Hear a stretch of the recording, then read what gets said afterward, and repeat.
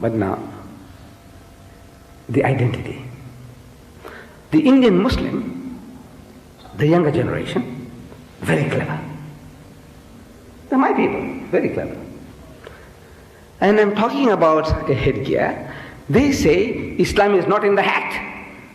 Islam is not in the beard. Can you argue against that? Islam is not in your hat. Islam is not in your beard. That's a right. You've got to give in. It's a fact. Islam is not in the hat. If you put this hat on a kafir, murtad, that doesn't make him a Muslim, does it? No. The Sikhs, they have better beards than the Muslims. You know, nice. Makarios, that bishop in Cyprus, you know, he had the most beautiful beard that you can know. I haven't seen a Tablighi brother anywhere in my life who's had a big size beard as the Makarios. Look, admit it. Does that make him a Muslim? No. So Islam is not in the hat, Islam is not in the beard. So I'm asking, where is your Islam? He says, in the heart. He says, very good. No trouble. Between you and Allah, no problem. Between you and Allah, no problem. If you deserve Jannah, He'll give you Jannah. If you deserve Jahannam, hell, He'll give you hell. He knows, He won't make a mistake with you. With a beard or without a beard, He won't make a mistake. But I said, look man, me, your brother, your uncle, I want to recognize you. I want to wish you salams. When I see you, I want to wish you salams. You're depriving me of that. Suppose you came to Durban and you're looking around outside the masjid. There are hundreds of Muslims milling to go into the mosque, but you can't recognize anybody. They look like anybody else. They look like Hindus, they look like Christians, because in our looks we are the same. At times in our surnames we are the same with the other guys, like you are. Mr. Brown, our Hafiz, our Qari is a Brown. And you'll find another Brown is a Christian. Correct. I had a lady yesterday, Mrs. Johnson. She's a Muslimah. I said, your husband? He says, he's also Johnson. I said, is he a Muslim? I said, yes.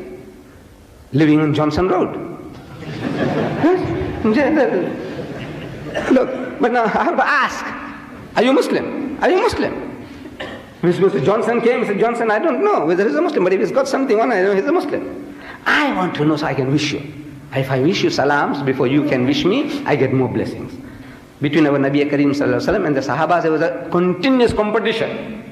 And our Nabi Kareem Sallallahu Alaihi Wasallam was ever the first. The Sahabas were trying to beat him in wishing salams first, but they couldn't. They couldn't. He was the first. And he was the last to withdraw his hand from another's clasp. Last. Anybody shook hands with him? He's not the first to withdraw it. Like some of us do, you know, you give your hand like a piece of ham, you know. No. He was the last to withdraw, that means you have to withdraw your hand. This is what he taught us. He taught us, he says, you see, the younger should wish the elder first. He said, you see, the guy who's coming down the steps must wish the one who's going up the steps, naturally. The guy who's riding a horse or a camel or a donkey, he must wish the one who's walking. All this detail he gave us. But the problem is, what are we going to wish the guy that we see? We don't recognize who he is. And this, the Muslim, the Indian Muslim, he is going off. He's too clever. Islam is not in the hat. Islam is not in the beard. It's in the heart. But I said, now that means we can't recognize you. We don't know who you are. Unless it's a very close relationship. We don't know. Generally, we don't know who's who. So I go to Mauritius. A lot of Indian Muslims there. And nobody wishes one another salams there, in that country. Hardly. Some of the leading young men were taking me from meeting people.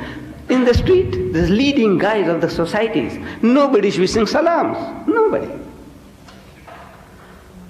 I'm inquisitive. I want to know why. Reason is because they all look alike. The Creole, the Indian, the Hindu, the Christian, everybody is the same. No identity. So now you don't want to make a fool of yourself. If you don't know, the guy looks familiar. But he says, Assalamu alaikum. I say, what's that? What did he say? You don't want to feel embarrassed. So rather, keep quiet. In Canada, the Muslims now, they say, hi, hi. Because it's safer. You don't make a mistake. You say hi, he knows hi. You might say salam, what's that? You swearing me? No, you don't swear anybody. You don't want to create problem unnecessarily.